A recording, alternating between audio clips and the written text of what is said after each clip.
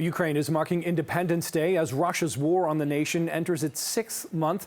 Joining us live is Orest Zakydalsky, Senior Policy Advisor, Ukraine-Canadian Congress. Orest, really appreciate you joining us here. I wonder what's on your mind and what's in your heart on this Independence Day today? Well, I mean, first is an enormous amount of pride in the resilience and courage of the Ukrainian people and in their defense of their homeland and their freedom. So, I mean, Ukrainian Canadians today we are celebrating, but we are also mindful and marking the fact that, thousands of Ukrainians have given their lives in the last 6 months for Ukraine's freedom, and so we are. It's a bittersweet day for everyone, I think. I can imagine. Is it fair to say that this is likely the most sort of significant Independence Day since 2014, when Crimea was annexed? Yeah, I mean, I think this is one of those days that we remember. Both that the war has been going on for 9 years, but certainly the intensity of it has increased in the last 6 months. It's a full-out invasion that the Ukrainian people are defending themselves against Russia from. So this is certainly a day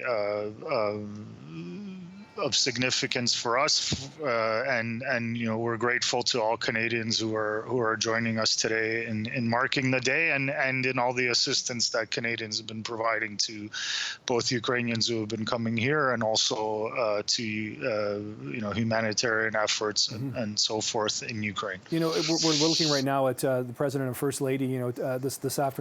This morning in Ukraine, marking Independence Day. There is so many scenes of defiance and resilience, whether it's on the soccer pitch in Kyiv the other day, the scene this morning at marking Independence Day. The resilience here, it's quite remarkable to many Canadians.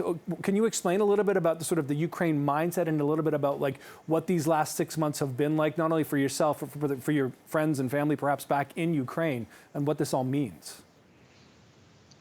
Well, I think for the Ukrainian people, this is a war for their independence and for their statehood and for their nationhood. I mean, Russia is trying to destroy their country and destroy the Ukrainian people. So they are standing up and resisting and are having,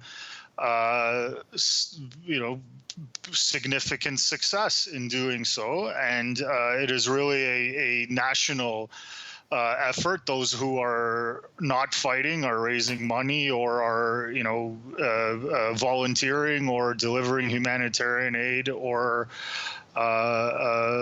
helping in other ways. So really, I mean, this is a nation of over 40 million people that is fighting as one for their freedom and their statehood.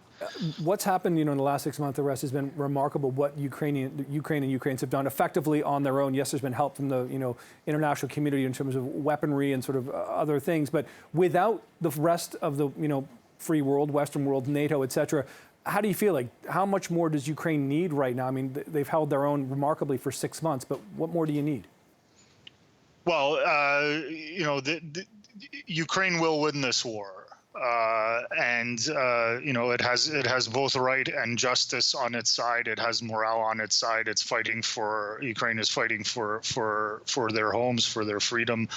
They will win. The question is, how long and at what cost? And so, what Canada and the rest of NATO, Western allies can do is supply as many weapons as they can, as quickly as they can, and offer as much economic aid to Ukraine as they can, and implement as many sanctions on Russia as they can. So, that our ask to our government is to ship as many weapons as they can and do it as quickly as possible. Okay, well, Orest, listen, our thoughts are certainly with you today. I appreciate this. I know you're going to be on Parliament Hill for a rally later this evening, but thanks for your time this afternoon.